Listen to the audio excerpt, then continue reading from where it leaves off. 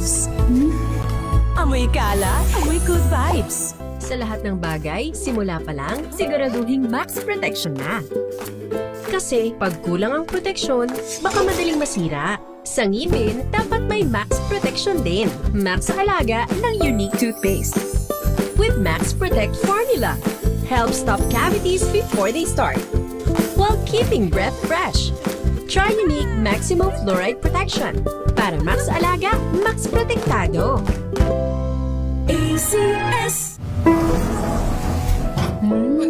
Amoy forever. Amoy LQ. Amoy New Kalat Berry Blues. Amoy kalat, amoy good vibes.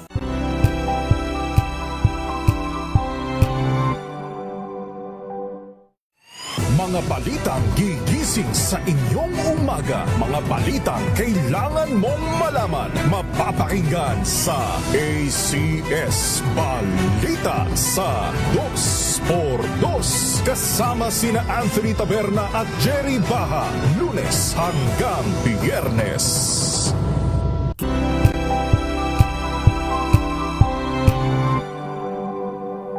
Tinesting, sinuri, siniyasan. Ang resulta? Super effective ang Shield sa pagpatay ng bakterya at virus. Shield Antibacterial Soap. Believe ang mga eksperto sa Philippine Nurses Association. At si Mami. Tiwala ako sa Shield. Shield Antibacterial Soap. Napatunayang mabisa. Ang mga nurse, tiwala. ACS. Amoy forever. Amoy LQ. Amoy New Kalat Berry Blues. Amoy kalat, amoy good vibes. Here are top 3 reasons why you should get your hands on MX3 capsule. 1. It has alpha, beta, and gamma mangosteen. 2. It's cholesterol and fat-free. 3. MX3 is proudly Pinoy made and has garnered multiple international awards. So what are you waiting for? Dito ako sa tested and proven ko na. MX3, dito ako bilib. Mahalagang paalala, ang MX3 capsule ay hindi gamot at hindi dapat gamiting panggamot sa anumang uri ng sakit. Amoy forever. Amoy LQ. Amoy New Kalat Berry Blues. Amoy kalat, amoy good vibes. May nagbago. May arte. May budget. Akala nyo lang yon. So solid. White rose papaya, wow. White rose. White rose papaya, wow. White rose. White rose papaya. May glow up with a white rose papaya. White Rose Papaya. May puti power times 2 kasi may papaya at niacinamide. May shea butter and tea tree oil pa. Kutis sulit ang glow up. Glow up with a white rose papaya. White Rose Papaya. Kutis sulit ang glow up. ACS. Hello, Washi! Laundry day na naman! Yay! Anong meron? Mancha ng chocolate, putik, may libag pa! Kaya natin yan! With Pride Washing Machine Detergent, may triple stain-away formula. Tanggal ang makapit, madikit, at malupit na dumit mancha. Kaya easy-easy ang labada. Mula noon hanggang ngayon! All you need is pride. All you need is pride. ACS.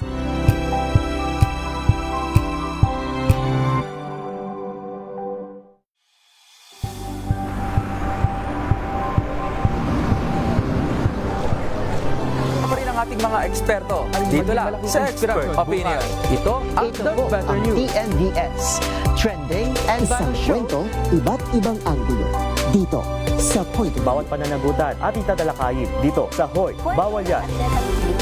Dito lang sa Match of entertainment and lifestyle. Ito ang MBC TV Network News. Una sa Pilipinas, una sa Pilipino.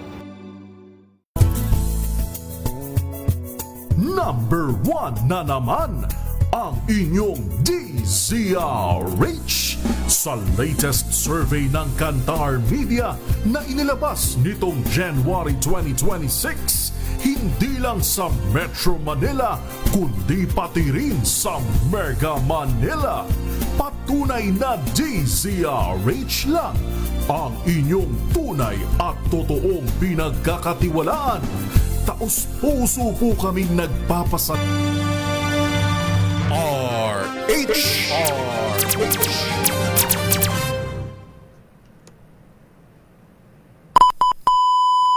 Pilipinas, alas 9:12 ng umaga.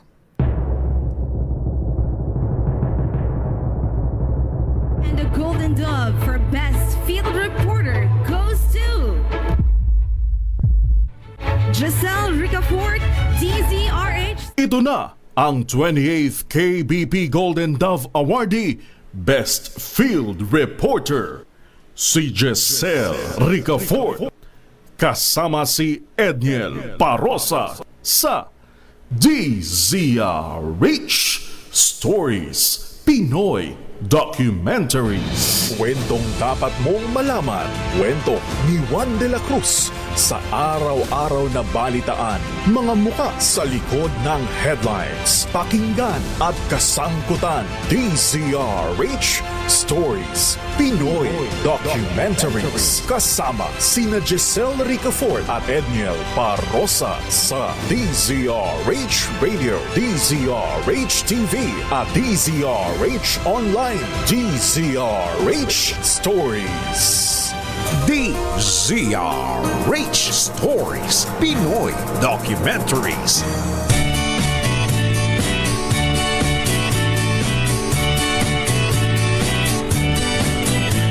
Sunday morning, up with the lark. I think I'll take a walk in the park. Hey, hey, hey, it's a beautiful day. Oy, magandang umaga Pilipinas, Luzon, Visayas, Mindanao. Magandang umaga Metro at Mega Manila. Ika-22 na ho tayo ng buwan ng Marso, taong 2026. Kumusta ho yung ating mga kababayan?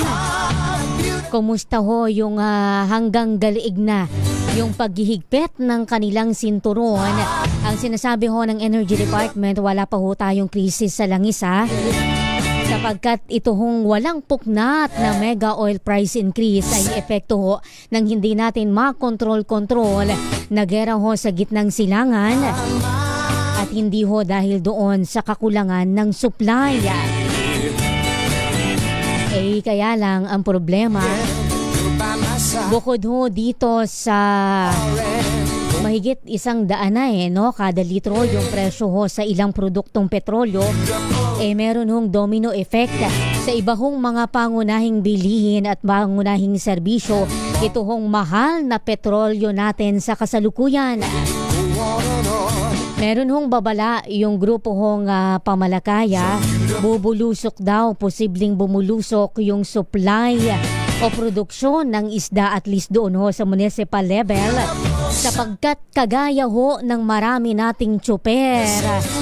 Marami ho tayong mamamalakaya. Yun ho kung hindi ho naglilimita na, nagbabawas ho ng kanilang fishing operation, ay huminto ho muna doon ho sa kanilang hanap buhay dahil mahal ho yung mga produktong petrolyo natin. It's a beautiful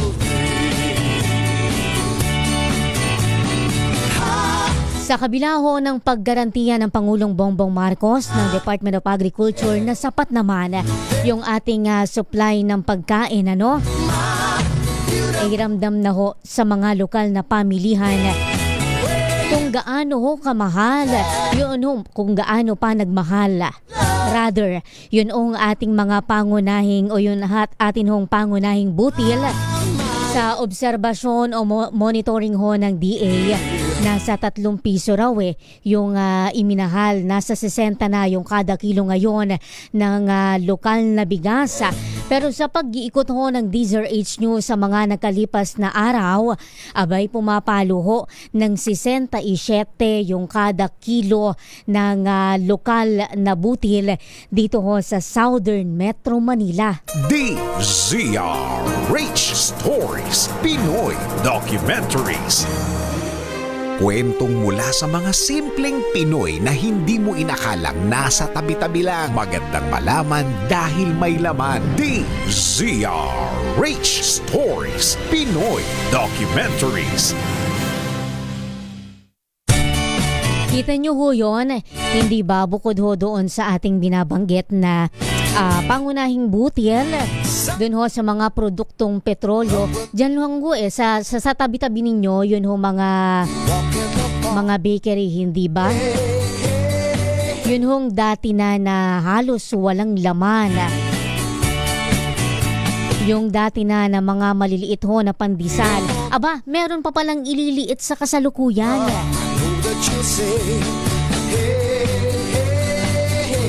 Pero ang sabi ho ng ating Pangulo ay batay na rin ho doon sa pagtiyak ho sa kanya ng mga manufacturers, hanggat makakaya naman daw ay ipapako yun hong kanilang presyuhan. Ang ibig sabihin, hindi raw ho tataas yung presyo ho sa ilan nating mga produkto o mga bilihin.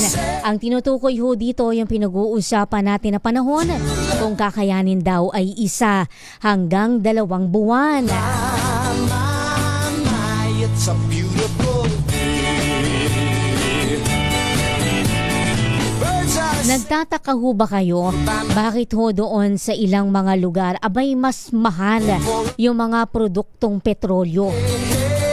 Ang sabi ho ni Energy Secretary Sharon Garinjaan, yung kanya hong paliwanag, habang palayo ng palayo yung lugar, kagaya ho doon sa ating mga lalawigan, kung napapansin ho ninyo, mas mahal ho yung mga produktong petrolyo. Abay, syempre daw, sapagkat ho ang ating pinag-uusapan dito, yun hong logistics, yun hong transportasyon. Ang pangamba pa ho natin, bilang nakaumang na naman yung sa ikatlong magkakasunod na linggo, yun hong mega oil price increase. Posible raw na pumalo sa 130 piso kada litro yun hong diesel ngayong linggo. Sapagkat sa pagtaya ho sa mga impormante sa industriya ng langis, maglalaro daw ho sa 16 hanggang 18 yung posibleng taas presyo sa kada litro ng diesel, 9 pesos at hanggang 11 pesos sa kada litro ng gasolina, 15 hanggang 18 piso ho sa kada litro ng kerosene. Na ang atin hong inaasahan ay posible ulit na utay-utayin ng mga oil company sa loob ho ng 2 hanggang 3 araw. DZRH Stories, Pinoy Documentaries.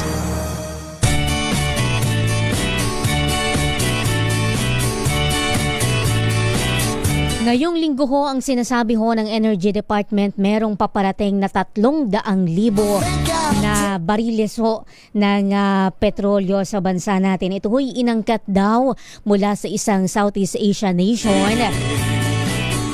At ngayon ho ay merong niluluto, meron hong tinatrabaho yung ating nasyonal na gobyerno na state-to-state arrangement o government-to-government negotiation. At iyan naman ho ay ibebenta doon ho sa ating mga oil company, sapagkat tayo ho ay nahihirapan pa rin na umangkat galing ho sa gitnang silangan, sapagkat nagpapatuloy yun hong digmaan doon. Kabilang ho doon sa mga tinitingnan ho natin na posibleng pag-angkatan, yun hong bansang Russia, naririyan din ho yung Amerika, yun hong Canada at iba pa hong nasyon, maliban ho doon sa mga bansa ho sa Middle East. Birds are singing, you're by my side. Let's take the car and go for a ride. Hey, hey, hey, it's a beautiful day. DZRH Stories, Pinoy Documentaries. Mamaya ho ay hihimayin pa rin ho natin ano na nga ba yung malaking epekto nito walang puknat na taas presyo sa mga produktong petrolyo, hindi lang ho sa sektor ng transportasyon, sapagkat kagaya ho ng binabanggit natin kanina ay nariyan na ho yung domino effect niyan sa iba pong sektor. Ako ho ang inyong magkakasama hanggang alas 10 ho ng umaga, minus muna ang aking partner sa Edniel Parosa. Ako po, Giselle Ricafort. Pilipinas, alas 9:21 ng umaga. Ang oras na yan.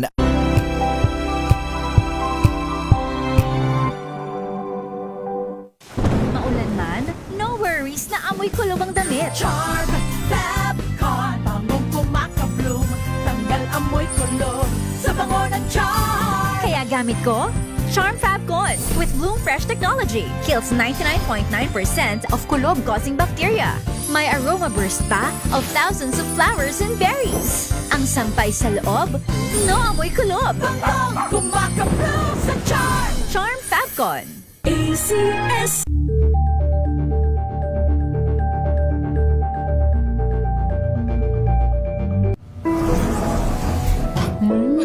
Amoy forever. Amoy LQ. Amoy New Cala Berry Blooms. Amoy Cala, amoy good vibes.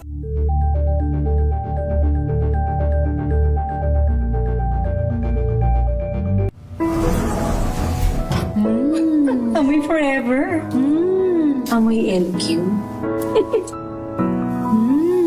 Amoy New Cala Berry Blooms. Amoy Cala, amoy good vibes.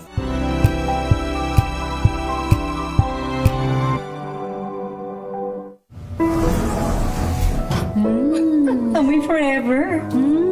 Amoy LQ. Amoy New Cala Berry Blooms. Amoy Cala, amoy good vibes.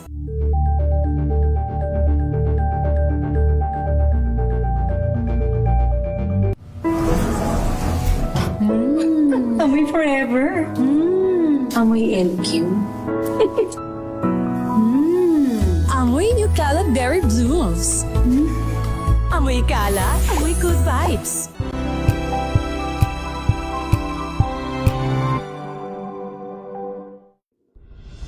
Tuloy-tuloy ang pagtulong, tuloy-tuloy ang pagseserbisyo, at tuloy-tuloy ang balitaan kasama si May Binauhan sa Operation Tulong mula Lunes hanggang Biyernes. Salamat sa inyong patuloy na pagtitiwala dahil ang DZRH una sa Pilipinas, una sa Pilipino. Saan ka man sa mundo, tayo Pilipino.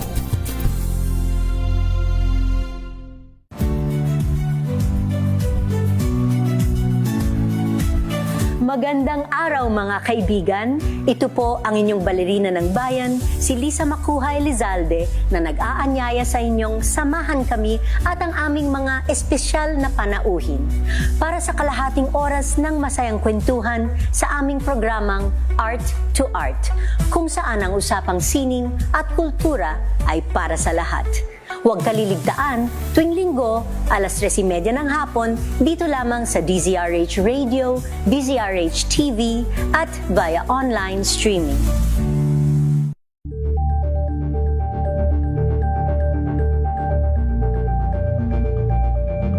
Maagang balitaan, maagang usapan sa mga issue at balita kasama si Kuya Angelo Palmones sa Magandang Umaga Pilipinas mula Lunes hanggang Biyernes.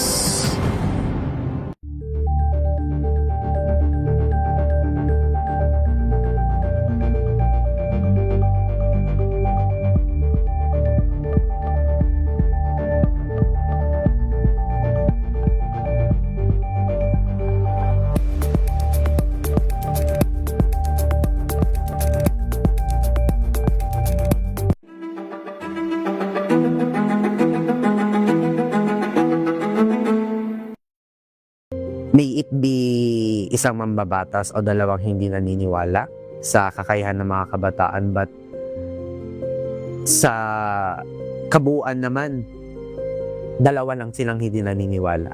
I'm coming from our advocacy. Through education, kayang-kaya nating baguhin yung ganitong klaseng pag-iisip.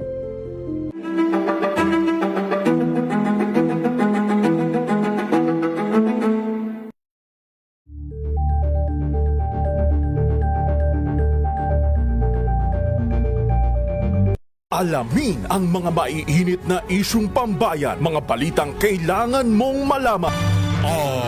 RH. Alas 9:27 ng umaga. ZRH Stories, Pinoy Documentaries.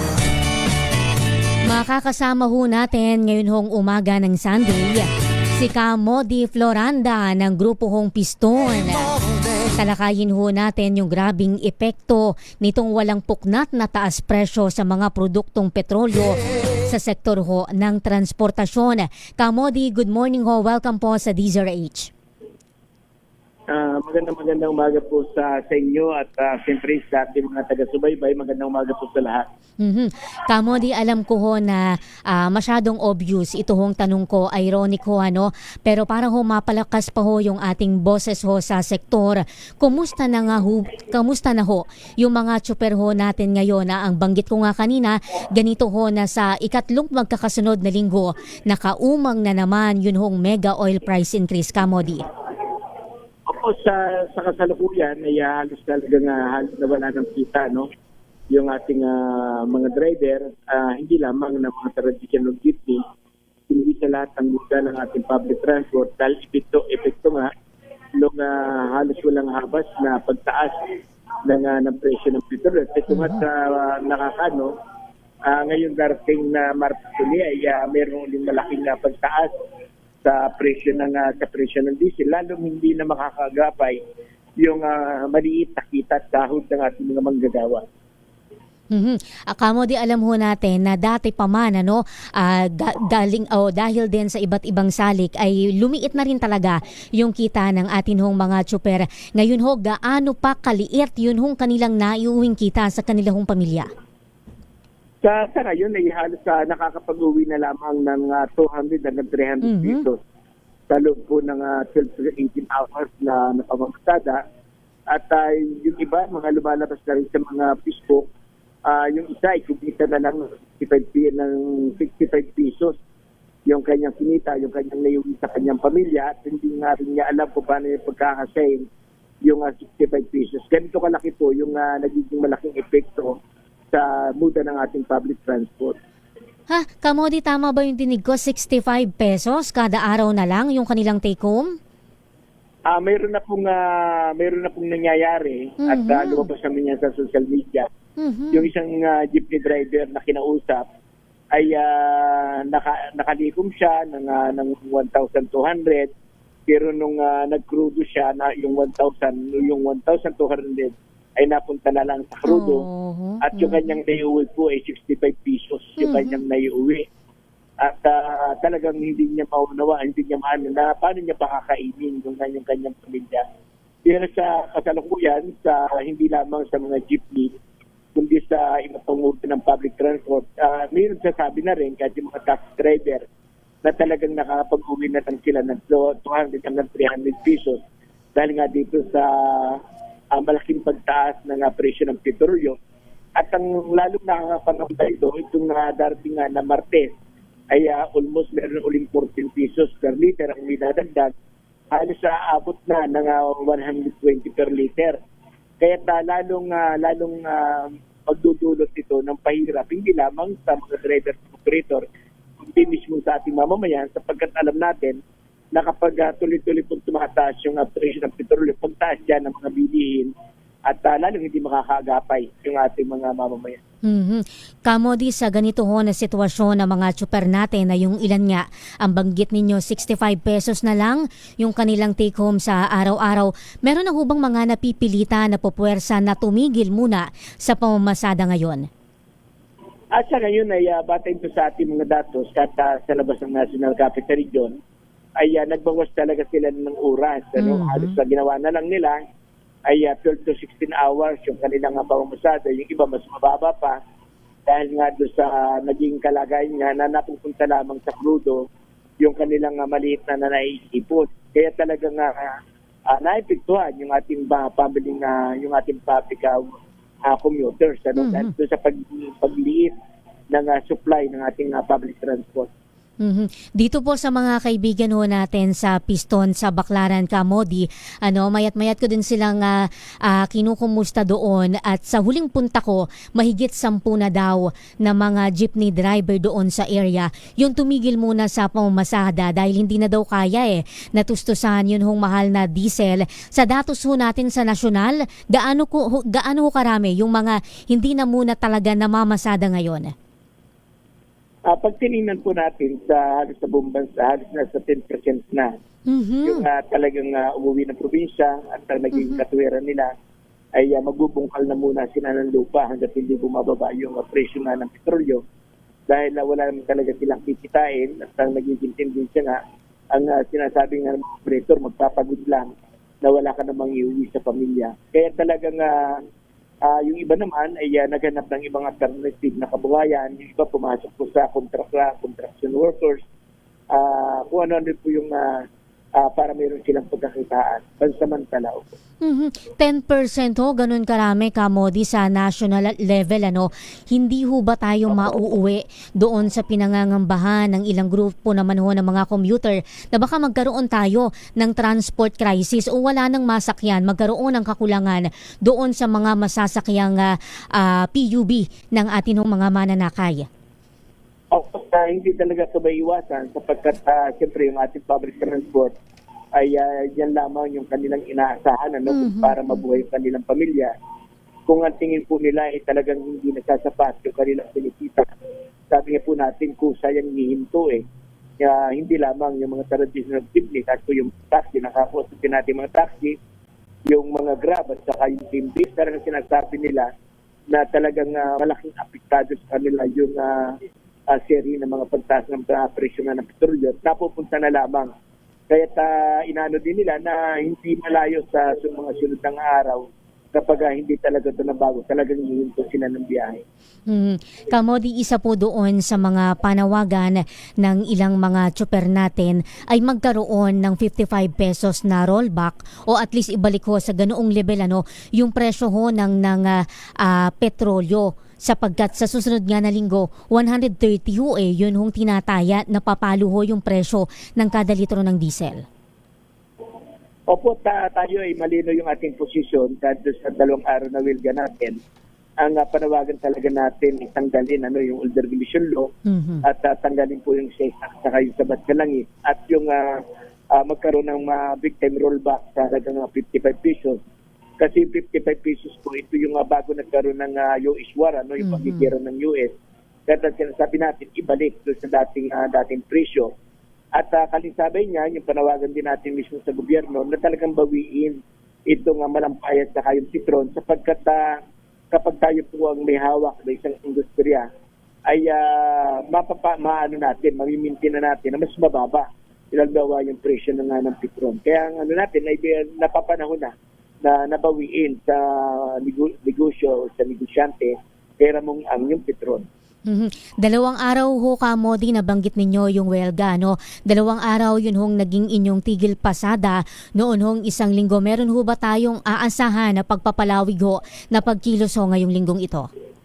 Sa atin po ay hanggat hindi binapasura itong Older Emission Law, yung special sa kain train law, hanggat hindi iniro-rollback, ay magkakaroon po tayo ng mga continuous ng mga pagkilos, iba't ibang protesta at welga, yung ating ilulunsad sa buong bansa para ipakita po natin kay Bongbong Marcos na talagang kagyat niya itong resolbahin na pwede naman niya talagang maglabas siya ng isang executive order para isuspindi yung mataas na buwis sa produktong petrolyo para at least kahit pa paano makagapa yung malit na kita at sahod ng ating mga mamamayan, ng ating mga manggagawa sa pangangailangan ng kanilang pamilya. Ang ibig sabihin ho ba ninyo, Camodi, sa Lunes ay may tigil pasada ho ulit yung inyong grupo? Ngayong araw ay nag-uusap yung iba't ibang grupo, iba't ibang samahan ng mga transport sector at kung ano yung magiging resulta at mapapagkaisa po ito ay yun yung mga ilalahat naman po natin. So, ano mapapagkaisa. Meron hong information na kung nakuha na may isasagawa daw ho kasama yung inyong grupo na welga ho ng bayan, kung hindi ako nagkakamali ay sa March 27 ho. Tama ho ba yun, Kamodi? Pinaplaster inaayos pa po yun, pero ang asahan po natin ay magkakaroon po ng malaking protesta laban dito sa patuloy na pagtaas bago matapos itong buwan ng Marso. Multi-sectoral o multi-sectoral ho ito ang ibig sabihin, hindi lang ho sa transport sector, manggagaling yun ho magiging kalahok natin. Opo, Kamodi, ang PNP, ang Department of Energy ay may kanilang monitoring ho, bantay sarado ho nila yung mga oil company natin. Meron hong mga nakaambang kasuhan sapagkat may mga report ho, more than 600 ho yung complaint na natanggap ho ng DOE sa di umano mga nauna na nagpatupad ng taas presyo, bagamat wala pang anunsyo na ganoon. Yun hong wala pang final announcement para ho sa adjustment sa petrolyo. Ang inyong hanay, meron hong bukod na monitoring ho sa mga oil company, Kamodi, at ano ho yun atin hong obserbasyon kung meron man? Makikita natin na yung mga kanong hindi talaga panahon dapat itaas, pero nagtaasa na yung iba't ibang gusalinahan. Kaya sinasabi nga po namin parang presyo parang depende sa lugar. Kung saan tayo yung gusalinahan, ay ganyan yung nagiging pagtaas. Dulot ito, nung sinasabi nga natin, dulot ito ng pananatili ng old regulation law na kung saan ay nawala sa gobyerno yung control sa bawat paggalaw ng presyo, kundi napunta na lamang doon sa mga oil company. Kailan sila magbababat, kailan sila magtataas. Ang isa nagiging convinced at malaking tanong din natin kung mayroon sinasabing supply, batay sa Team Up Energy, sinasabi nila na tayo po may supply na 50 hanggang 60 days. Pero bakit ang tanong natin, bakit linggo-linggo na tumataas yung presyo ng petrolyo na kung saan ay nabili pa nila na mas mababa yung ating nagamit. Ang isang nakakaano dito, sinasabi ng ilang mga kumpanya ng langis, kaya daw sila ay nagtaas kasi ang susunod daw nilang iangkat, ang susunod daw nilang bibilin ay mas mataas na, kaya binabawi daw nila sa ngayon. Na hindi nakikita ng mga kumpanyang ito na yung mamamayang Pilipino ang pangunahing naepektuhan ng kanilang ginagawa. Kamodi, sa tingin niyo ho ba kaya pang hilutin ng nasyonal na gobyerno natin yung ganito na kamahal na presyo ho ng petrolyo? Gayong ang sinasabi nga din nung ilan nating eksperto, hindi naman ito yung unang pagkakataon na nagkaroon ng tensyon sa gitnang silangan, pero magpasa hanggang ngayon tayo ho ay ang atin hong government ay hindi naman ho tayo naghahanap ng masisisi, pero reactive pa rin ho tayo hanggang ngayon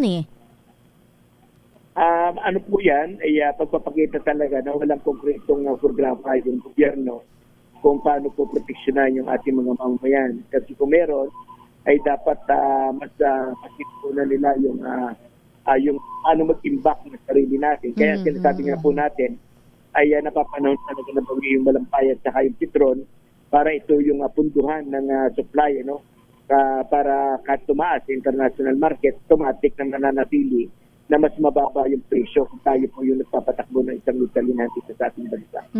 At may mga lumulutang na rin ho, Kamodi, hindi ba, na proposal na magkaroon tayo ng National Oil Reserve, sapagkat bagamat ang mandato ng mga oil company ay siguruhin na meron tayong supply sa petrolyo para kapag ganito ho na nagkakagipitan, nagkakaroon ng tensyon, krisis sa gitnang silangan, nagkakaproblema tayo sa pag-aangkat, hindi ba, sapagkat apektado yung Middle East, para mamamanduhan mismo ng gobyerno yun hong presyuhan at hindi yung nagdidikta yung mga oil company na ibinabatay naman doon sa presyuhan sa pandaigdigang merkado, hindi ho ba? Opo, matagal na nating din yan, panawagan talaga na kailangan talaga magkaroon talaga tayo ng stock dahil parang tayo yung parang papatsi-patsing solusyon lang ang ginagawa ng gobyerno na kung saan ay dapat ay talagang hinaharap ng gobyerno kung paano may maintain yung mas mababang krudo dito sa ating bansa. Kaya ibig sabihin yan, sa panahon na halimbawa, mababa po yung presyo sa international market, dapat ang ginagawa ng DOE, namimili ng crudo yan para i-stock dito sa atin. Kaya kahit tumaas sa international, hindi masyadong maepektuhan yung ating yung bansa natin. Kasi meron tayong supply na naka-stock. Hindi tayo nakaasa doon sa stock ng mga oil company o ng mga negosyante. Kamo di ang sabi ho ng DOE, wala pa ho tayong oil crisis sa ngayon. Ano ho yung inyong reaksyon dito ho sa pahayag na ito? Sa atin ay nakakapagano, no? Kasi paano nila tinitingnan na wala tayong oil crisis. Ito pa lamang na pagtaas ng presyo ay pagpapakita ito ng oil crisis Kasi dahil nga doon sa hindi nila makontrol yung pagtaas. At mismo sinasabi din nila na halimbawa sa ngayon, sinasabi ng Department of Energy na meron silang inaangkat na parang nasa 3,000 na barrel, ay gaano kaliit yung 3,000 barrel na halos gagamitin mo lamang yan sa loob ng isang buwan na supply. Ang kailangan natin ay mas mahabang panahon na supply para hindi nahirapan yung ating mamamayan. Sa mga susunod ho na araw kamo, di palalawigin na ho yung pamamahagi ng tulong ho mula sa gobyerno doon ho sa mga apektadong sektor kagaya ho sa ating mga tsuper. Sapat ho ba yun at gaano ho iyon makakatulong sa kinahaharap ho na kagipitan ng ating hunganay? Ang tingin natin ay makatulong sa isang tingin, pero tingnan po natin, hindi siya magre-resolve doon sa kasalukuyang dinadanas natin. Kasi halimbawa yung 5,000 na sinasabi nila, kapag umabot po ng 120 per liter ang diesel, halos ipokonsume lamang po yan ng 1.5 days. Kasi sa bawat araw ay magkukonsume kami. Kung kami gumagamit ng 12 liters per day, ay halos 3,600 yung aming ikukonsume sa loob ng 12 to 18 hours na pamamasada. Kaya pansamantalang lang yan pansamantalang panhid, pero hindi siya talaga yung pangmatagalan. Ang kailangan po natin ay matagalan sa gusto. Siguro ho, Kamodi, kung mabibigyan na ng emergency powers yung Pangulo para ho suspindihin yung VAT, yung excise tax sa langis, doon ho makakaalwan kahit papaano yun hong buhay ho ng sektor. Ang sa tingin po natin ay hindi kailangan ng isang emergency power ni BBM dahil meron na siyang mandato, meron siyang mandato na sa panahon ng krisis pwede siyang maglabas ng executive order para masuspindi yung mataas na buwis sa produktong petrolyo. Bagamat siya ngayon ay inaprubahan ng Kongreso, Senado, pero ayaw niyang pirmahan, yung sinasabi niyang pagbawas o ng excise tax. Kaya sa atin ay tingin natin ay pampapugi lang ito ng administrasyon. Huwag lang masabing wala siyang ginawa. Ang sa atin ay kailangan lang na maglabas ng executive order na isinuspindi niya yung implementation ng buwis sa produktong petrolyo. Kamodi, balikan ko lang ho yung inyong nabanggit kanina, 10% ho at least sa hanay ho ng piston, yun ho mga jeepney driver natin, yung tumigil muna sa pamamasada sa national level sapagkat hindi na nga ho kaya ito hong mahal na petrolyo. May chance ho ba, may pangamba ho ba na maparalisa yun hong ating transportasyon dahil sa dami ng mga traditional jeepney driver yung tumigil na muna sa kanilang hanap buhay? Hindi po maiwasan talaga na kusang hihinto yung ating public transport at hindi lamang ang mga jeepney. Lalo na kung ang crudo po ay umabot na ng 130 per liter, ay talagang nakakausap din natin yung iba't ibang mga grupo na talagang hihinto talaga sila kasi hindi na talaga sila kikita, mapupunta na lang sa oil company nilang kaperandot na nalilito. Kamodi, nasa inyo ho yung pagkakataon, panawagan ho sa gobyerno ng atin hong at gayon din ho syempre sa atin hong mga kababayan, partikular ho sa mga commuter na kagaya ho ninyo na mga traditional o na mga jeepney driver ay apektado rin ho dito sa magkakasunod na taas presyo ho sa mga produktong petrolyo. Opo, una ay tayo ay umaapila sa administrasyon ni Bongbong Marcos nakagyat na maglabas ng isang executive order para ipatigil itong implementation ng mataas na buwis sa produktong petrolyo at nananawagan din tayo na i-roll back sa halagang 55 pesos yung presyo ng diesel at yan ng gasolina para kahit paano ay makasabay yung malit na kita ng ating mga driver at sa sahod ng ating mga manggagawa. At ngayon din ay nananawagan tayo sa ating mga mamamayan na samahan po ninyo ang sektor ng transportasyon sa labang ito sapagkat ang labang ito ay hindi lamang laban ng mga driver kundi ito ay laban ng mamamayan. Palampagin po natin ang gobyerno na ipasura ang Elder Regulation Law, tanggalin ng isa at ang ambat at ay rollback ng 55 pesos bawat liter. Si Kamodi Floranda ho, yung Pangulo ng Grupong Piston. Kamodi, maraming salamat po. Happy Sunday. Salamat po. Salamat. DZRH Stories, Pinoy Documentaries. Pilipinas, alas 9:46 ng umaga.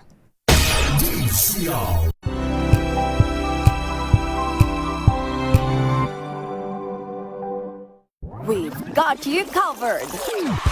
From the hottest hits, exclusive interviews, kilig to the bones fan meet experience, and hataw performances of your favorite stars. Saturdays, 12 noon, dito lang sa DZRH TV.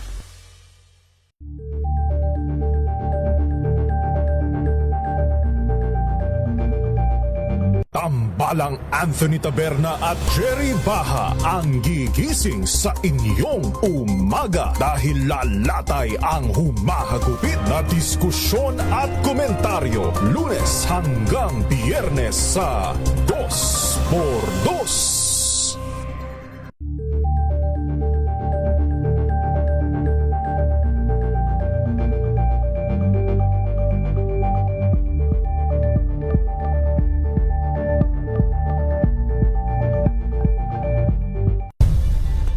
Nagsimula sa pangarap hanggang sa maabot ang tagumpay.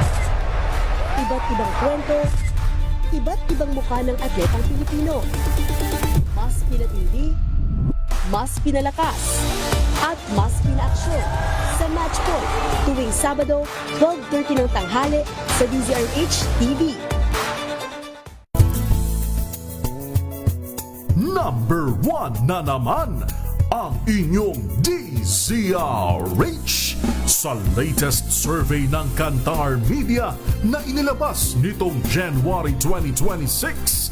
Hindi lang sa Metro Manila, kundi pati rin sa Mega Manila. Patunay na DZRH lang ang inyong tunay at totoong pinagkakatiwalaan. Taos-puso po kaming nagpapasalamat sa inyong patuloy na pagtitiwala dahil ang DZRH, una sa Pilipinas, una sa Pilipino. Saan ka man sa mundo, tayo Pilipino.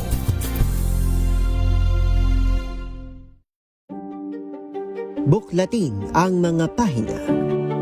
Pakinggan ang boses ng lipunan. Tunghayan ang mga issue mula sa ibang katayuan. Nakakalungkot kasi deserve ba namin ng ganito? Na hindi nila alam kung ano talaga yung kanilang mga karapatan. Yung gobyerno, tinulungan nila yung kanilang magsasaka. Pinapatahimik tayong lahat using various laws. Through education, kayang-kaya nating baguhin yung ganitong klaseng pag-iisip. Isang kwento, iba't ibang anggulo.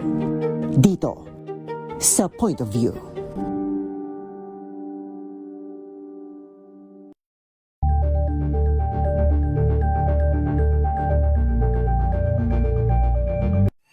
Mga balitang gigising sa inyong umaga. Mga balitang kailangan mong malaman. Mapapakinggan sa ACS Balita sa 2x2.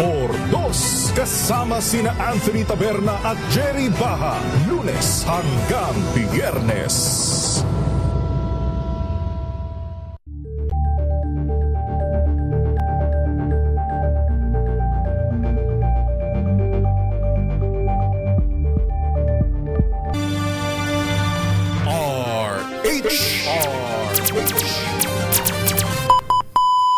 Pilipinas, 10 minuto bago ang alas 10 ng umaga. DZRH Stories, Pinoy Documentaries.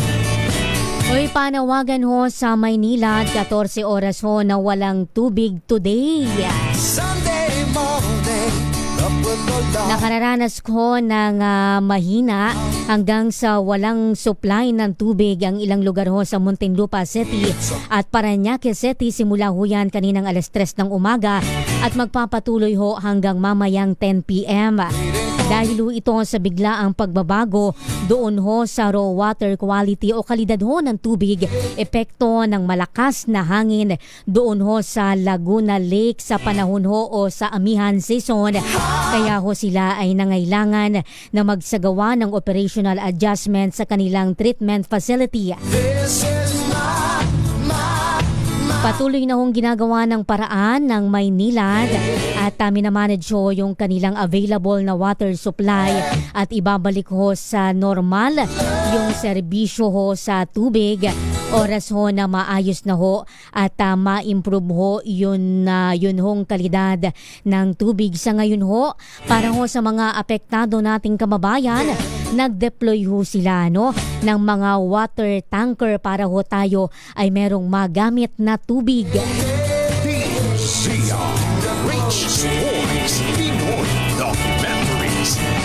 We'll drive on and follow the sun, making Sunday go on and on.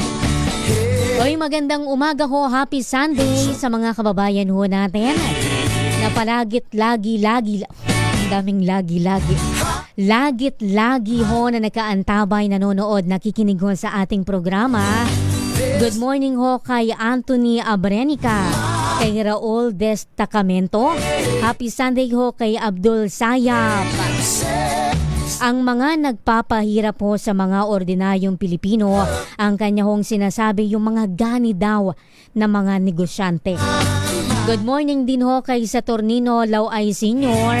Nakikinig, nanonood do mula ho sa Quezon City, kay Manuel Cahalne. Happy Sunday rin ho kay Randy Lala Lanit. Nanonood ho mula ho dyan sa Davao del Sur. At syempre ho sa mga nakikinig ho sa kanilang mga talapitan.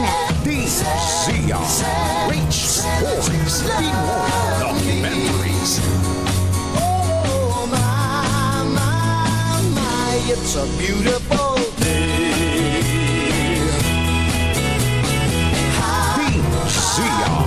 Rich Stories, Pinoy Documentaries. Kumusta ho yun hong mga tsuper natin, mapa tricycle, traditional jeepney, maging yung iba pa ho nating nasa moda ng transportasyon. Nasa halos 100,000 na, nasa 98,000 na ho na mga tricycle driver ang sabi ho ng DSWD, yung kanila hong unang napaabutan ng tulong ho mula sa pamahalaan at magpapatuloy daw ho yung kanilang payout, special payout ho para doon sa hindi pa ho na bibigyan ng tulong ngayon hong linggong ito. Meron lang hong isang may isa lang hong balita tayong narinig noon mga nakalipas na araw na talagang talagang nakakadurog ho ng puso Nakamatayan ho ng isang tricycle driver, yung pinansyal na ayuda ng gobyerno na hindi niya ho nakuha sapagkat siya ho ay nakaratay ho sa pagamutan that time. Hindi rin daw pinayagan yung kanyang anak na makuha yun hong pera sa pamamagitan ng authorization letter na meron hong pirma naman nun hong tricycle driver. Ito ho'y nangyari ho dyan sa Quezon City. Kasama ho yung tricycle driver na yan sa kwalipikado na tumanggap ng ayuda sa gitna ho ng walang puknat na presyo ho, pagtaas ng presyo ho ng mga produktong petrolyo.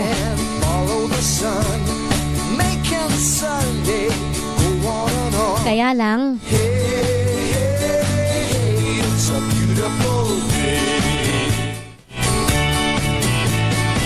dahil hindi nga pinayagan yun hong kanyang anak abay nagdesisyon na lang siya na siya ho yung pumila at para ho makakuha nun hong ayuda mula ho sa nasyonal na pamahalaan. Meron naman daw ho kasing bitbit yung anak na authorization letter. Meron din ho siyang bitbit na medical certificate na nagpapatunay na nasa pagamutan nakaratay ho yun hong kanyang tatay. It's a beautiful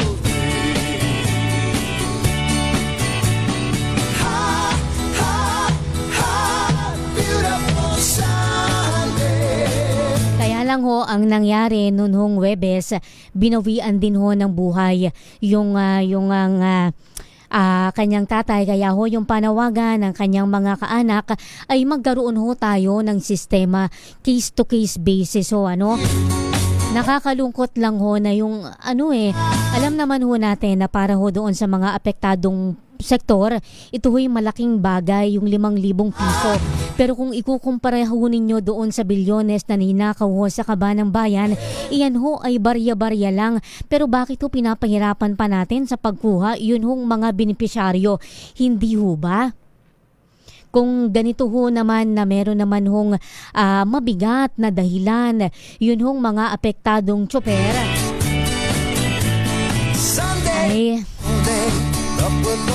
nakakalungkot. Ayoko na lang din hong magdagdag pa ng mga sasabihin, ano. Pero bilang masyado ho kasing reactive yung ating gobyerno sa lahat na lang ng bagay.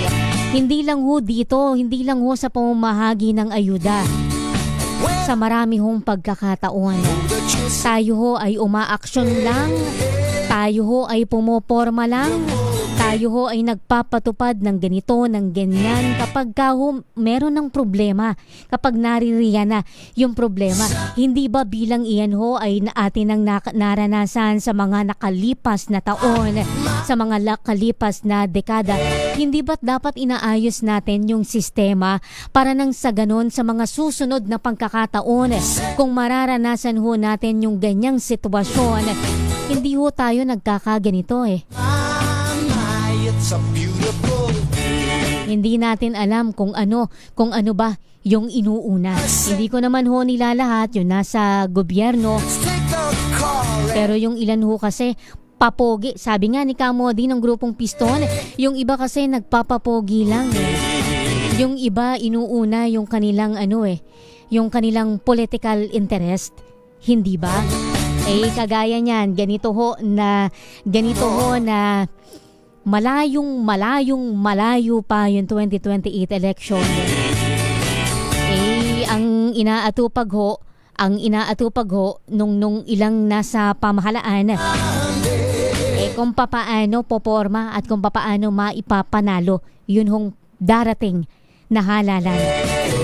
ZRH Stories, Pinoy Documentaries. Lagi ko ngang binabanggit, wala namang masama ng paghandaan natin yun hong halalan, sapagkat dito ho nakasalalay din yung future ba, yung kinabukasan ng ating mga kababayan.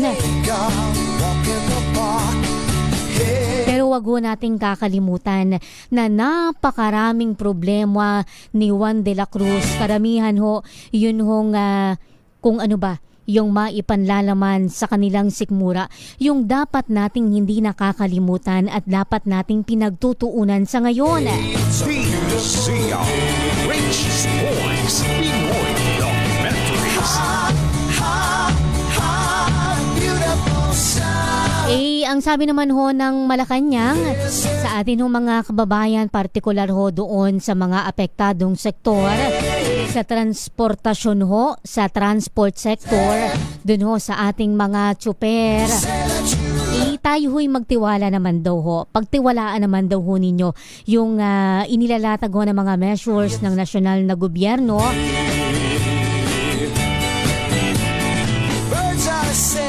Kabilang na ho sapagkat ang sa kabila ho ng pagbawi ng Pangulong Bongbong Marcos doon sa kasado na sana na taas pasahe sa mga PUB, ay magdaragdag naman daw ho siya ng tulong doon ho sa mga affected sector partikular o kasama ho yung nasa transportasyon.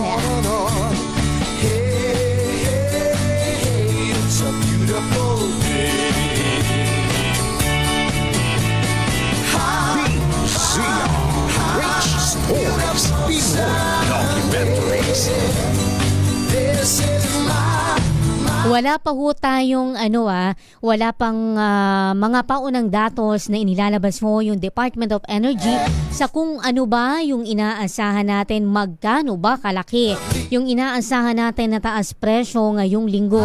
Bagamat meron na hong mga impormante sa industriya yung naglabas ho ng mga datos, mga numero at panibago na naman nga na mega oil price increase. Yun atin hong aasahan sa araw ng Martes na usually ho ay 2 hanggang 3 araw na ipatutupad sapagkat utay-utay staggered implementation. Yun hong ating inaasahan sa Lunes ho. Bukas, antayin ho natin sapagkat tuwing araw ho ng Lunes nagkakaroon ho ng press conference sa Energy Secretary Sharon Garin at kanya hong inaanunsyo doon magkano yun hong ating aasahan na taas presyo sa mga produktong petrolyo. DZRH Stories, Pinoy Documentaries. Tayo ho ay muli hong magtalakayan sa susunod ho na linggo sa kaparehas ho na oras.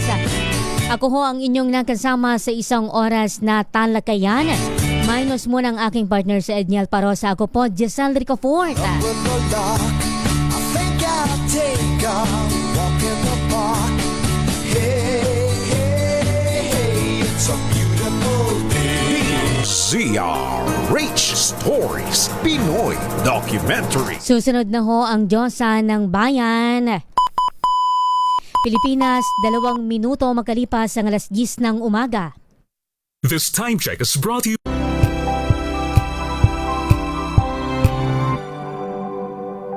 Tinesting, sinuri,